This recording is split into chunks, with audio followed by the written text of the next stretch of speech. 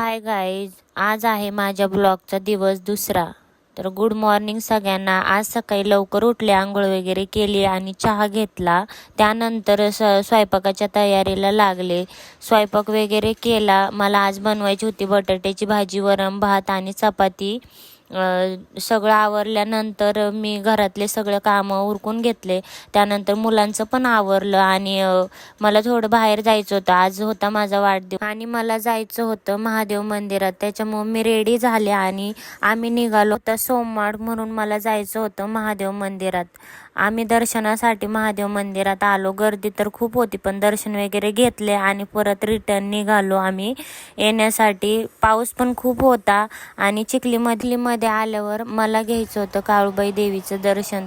त्याच्यामुळे आम्ही दर्शन केलं आणि दर्शनाला आलो तर तिथे आरतीचा टाइम झाला होता. तर माझ्या नशिबात होता आज देवीची आरती माझ्या हातची व्हावी, म्हणून आम्ही आरती वगैरे केली आणि रात्री जेवायला बाहेर गेलो होतो. हॉटेलमध्येच बड्डे वगैरे सेलिब्रेशन केला आणि त्याच्यानंतर जेवण पण तिकडूनच करून आलो. आणि असा होता माझा आजचा दिवस. कसा वाटला नक्की सांगा कमेंटमध्ये. Bye bye.